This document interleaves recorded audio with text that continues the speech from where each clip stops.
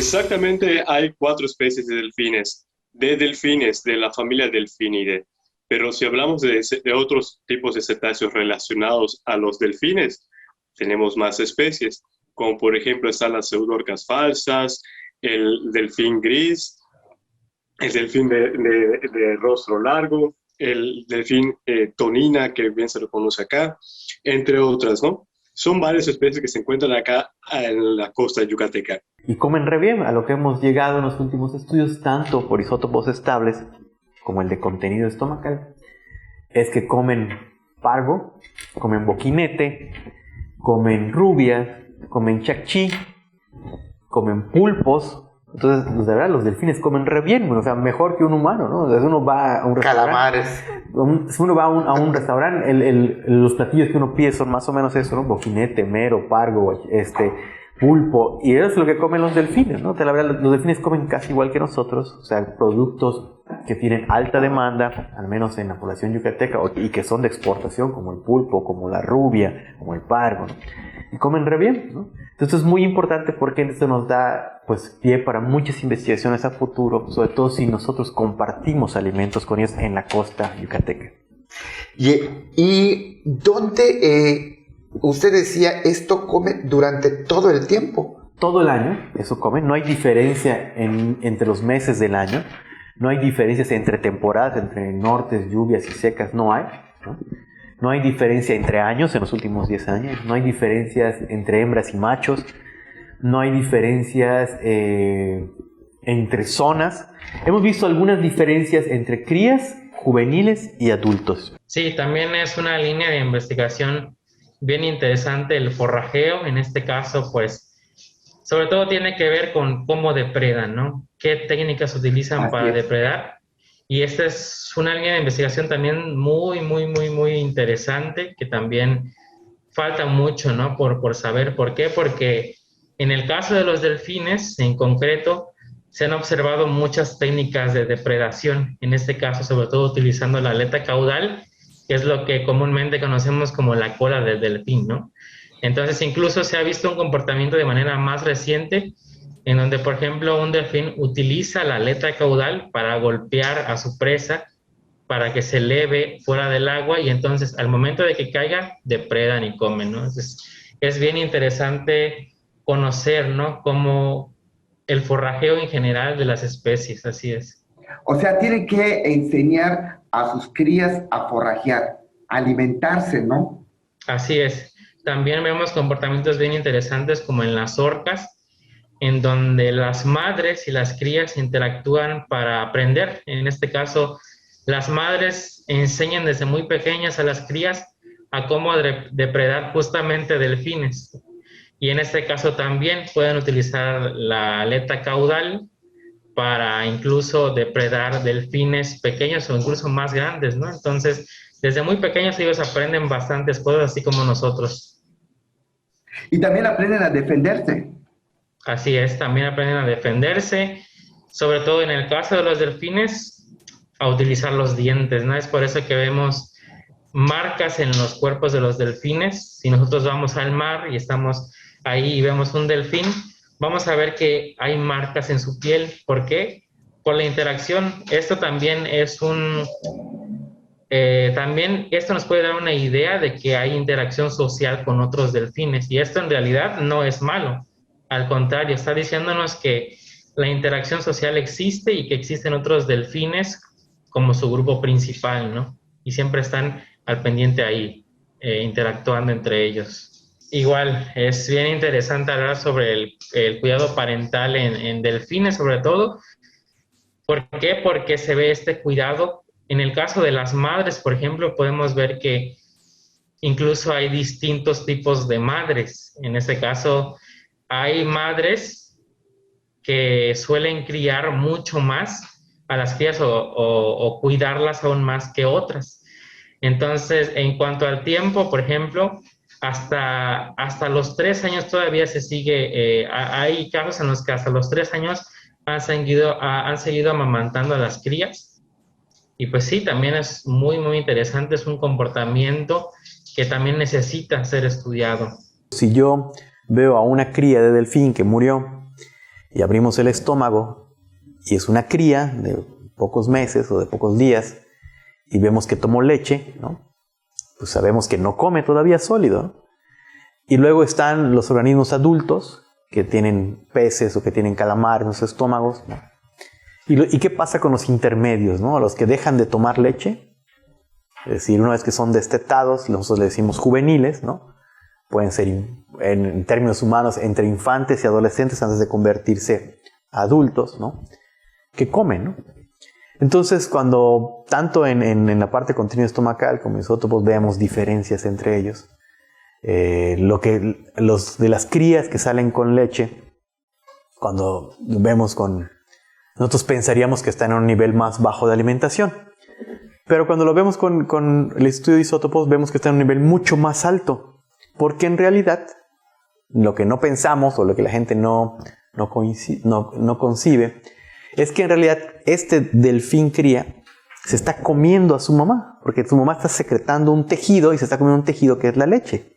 Entonces aparece como si fuera un depredador de la mamá, aunque es algo voluntario porque la mamá le da este tejido que sale de su cuerpo y lo alimenta, ¿no? El problema es cuando dejan de tomar leche, su nivel trófico baja un montón.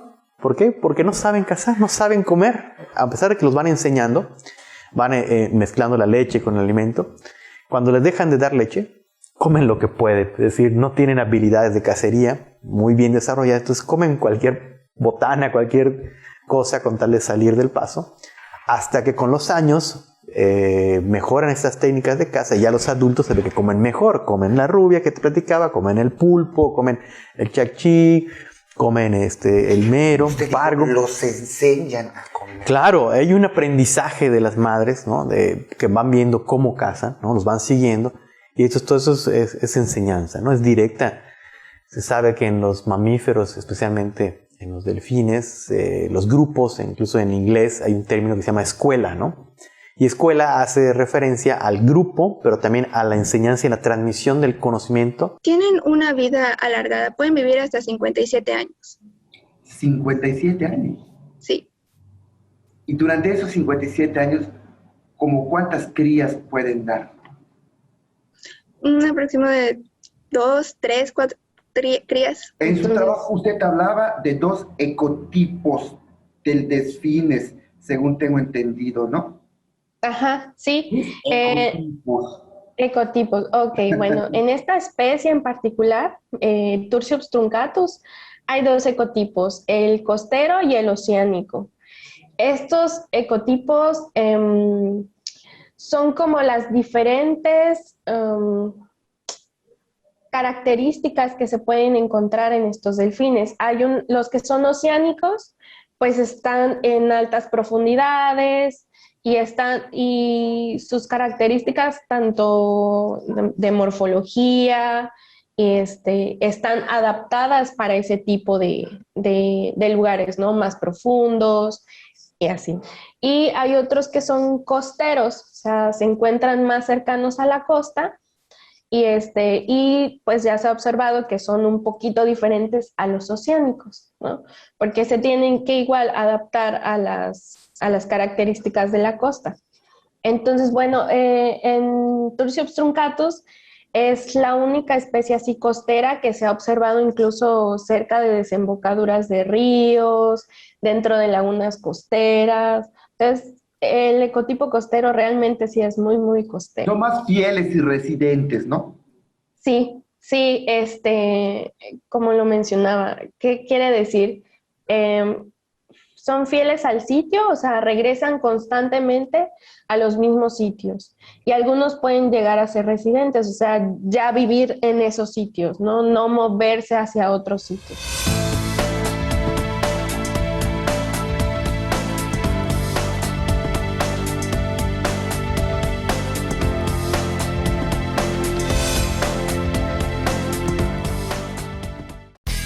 Nueva programación llega a Teleplay.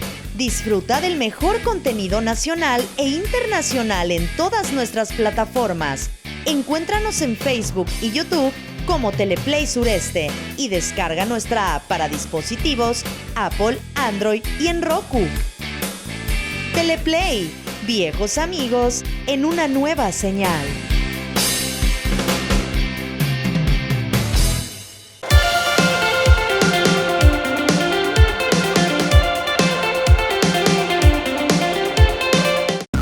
Noticias Teleplay.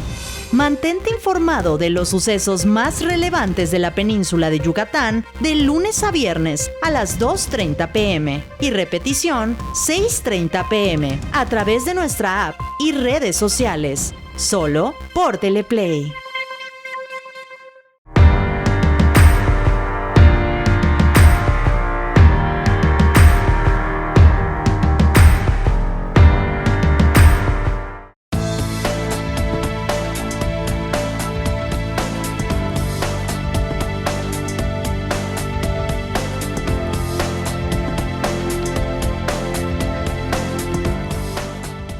El delfín tonina, la dorsal, que es la aleta que vemos en la parte de arriba, que vemos en la superficie cuando sale a respirar, es falcada. ¿Qué quiere decir? Que tiene como una curvatura como de luna, más o menos una curvatura. El color es gris. A los costados puede tener un color blanquecino. Algunos presentan como una especie de moteado gris, puntitos grises. En el vientre, que también es blanquecino, o a los costados. Es una especie robusta, de tamaño medio. El rostro del delfín tonina es corto y es pequeño en comparación a otras especies de mamíferos. ¿Por qué dices que es corto? Es corto por lo que llegan a medir. Miden aproximadamente machos y hembras. Los machos son un poquito más grandes que las hembras, ¿sí? Entre 1.7 a 1.8 metros. Las 2 metros pueden llegar a medir. Las hembras son un poquito más pequeñas. La aleta dorsal es muy importante ya que es la que nos permite reconocer de manera individual a cada organismo de un grupo de toninas. Además, esta aleta les permite mantener su equilibrio y a su maniobrabilidad. O sea, me estás diciendo que la aleta dorsal es única. Sí.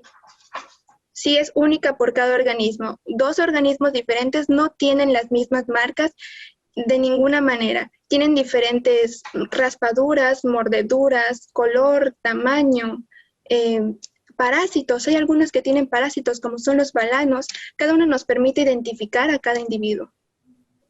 O sea, ¿me puedes decir que la aleta es algo así como la huella digital humana? Exactamente, sí, precisamente sí. Y cuéntanos más de esa aleta. ¿Para qué le sirve la aleta dorsal? Para los que nos están viendo en la televisión, la aleta dorsal es la que se ve cuando saltan. Exactamente. ¿Para sí. qué le sirve? ¿Cuál es la función de esta aleta? ¿Qué tanto los ayuda? ¿Cuáles han sido tus estudios en cuanto a los delfines tonina? Bien, esta aleta les permite mantener lo que es un equilibrio, les permite mantener la maniobrabilidad al momento de estar nadando, saltando, es la que les permite también, a nosotros nos permite poder identificarlas también. Además, la aleta está compuesta por una pequeña capa de grasa. En realidad, todo el cuerpo está compuesto por una capa de grasa. Sin embargo, la aleta también posee esta capa que les permite la termorregulación. Cuando hay condiciones extremas, a veces temperaturas muy altas o muy bajas, esta capa les permite poder regular su temperatura.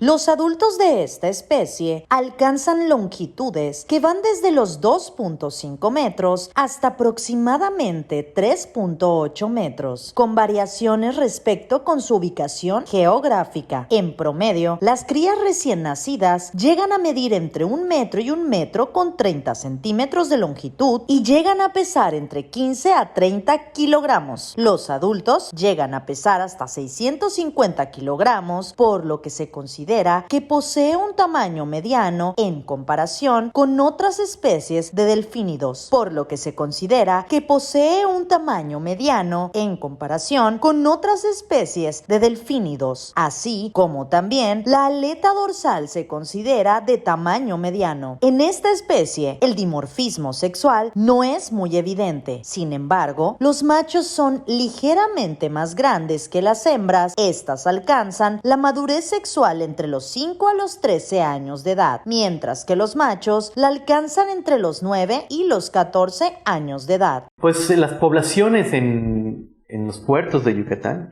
especialmente las que más hemos estudiado son las de progreso, son poblaciones residentes, es decir, hay organismos que están aquí que tenemos identificados desde más de 10 años, pero que han estado aquí mucho antes, ¿no? Son organismos ya adultos, seguramente de más de 30 o 40 años, y que aquí están, no se van, y son poblaciones principalmente de hembras con sus crías, algunos que otro macho, y hay otros delfines que vienen a las costas, es decir, de visitantes o que están de paso, pero hay unos que se quedan y que viven aquí todo el tiempo, ¿no? Ahí están todo el tiempo.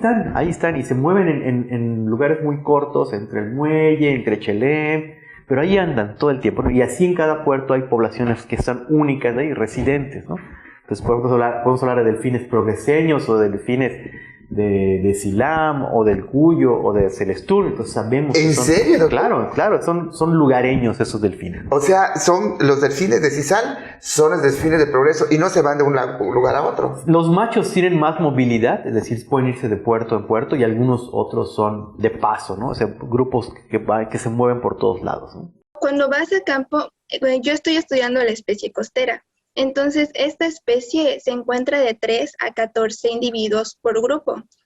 Entonces, muchas veces estos grupos están conformados por por individuos residentes que allá viven, allá se mantienen, allá crecen, y hay especies que simplemente están de paso, están migrando y se unen a un grupo. Los grupos están combinados, hay madres, hay crías, hay parejas, hay de todo. Entonces, hasta ahorita, en el puerto de Progreso, a partir de los años 2014 al 2019, se han visto 58 individuos diferentes y tenemos un promedio de abundancia de 217 individuos. Tomando en cuenta que es una población abierta, es decir, hay nacimientos, hay muertes, hay migraciones. Son los individuos que podemos observar a través de las fotografías. Sin embargo, no todos los individuos que están en el grupo salen para que los podamos avistar. Hay algunos que se mantienen debajo. Entonces, con diferentes cálculos, nosotros podemos estimar el número 217 individuos, que son el promedio que hubieron en el total a través de estos años. Y estos delfines, Tonina, que son residentes de Progreso, por decirlo, ¿se van a Celestún, se van a Cisal, se van a Silam o allá se quedan? Sí, pueden migrar un poco, se pueden pasar un poco a lo que es Chelem, un poco a Chuburná y terminan regresando. Habitan en estas costas, sin embargo no se van demasiado lejos. ¿En serio? Uh-huh. Y también existe en Silam lo mismo. Sí, hay especies que habitan allá. Lo que pasa es que esta zona, la costa de Yucatán, es turística. Entonces, esta zona costera les permite lo que es la alimentación y la protección, por lo que ellos tienen ciertas preferencias. Para empezar, un ecotipo costero se encuentra a partir del punto 9 a los 23 kilómetros de la costa, mientras que el ecotipo oceánico se encuentra desde los 44 kilómetros de la costa. Hay mucha diferencia. El ecotipo costero se encuentra, como les mencioné en un principio, de 3 a 14 individuos, mientras que el ecotipo oceánico se pueden encontrar en grupos de hasta 400 individuos. También existen diferencias morfológicas. El ecotipo costero, a comparación de la oceánica, es más largo y más grande su cuerpo.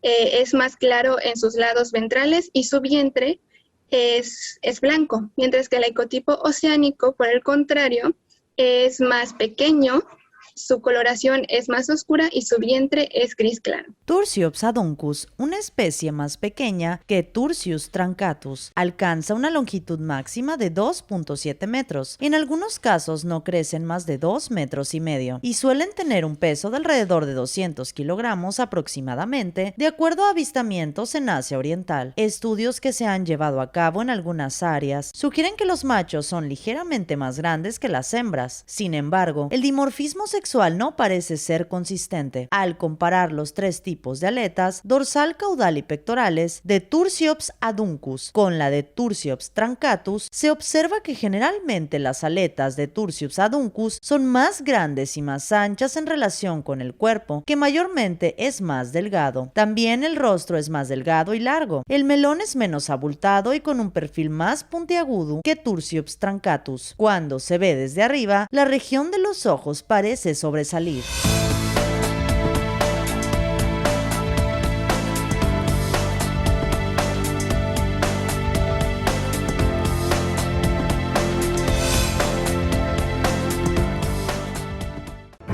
Las noticias más importantes de nuestra entidad, con información actualizada y veraz. Solo las encontrarás con Freddy Heredia. En Yucatán es noticia. Por Teleplay. Viejos amigos en una nueva señal.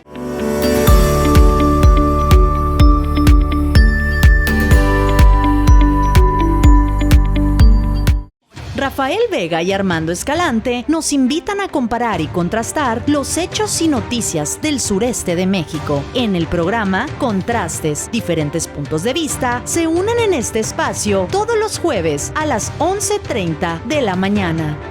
Teleplay, viejos amigos en una nueva señal.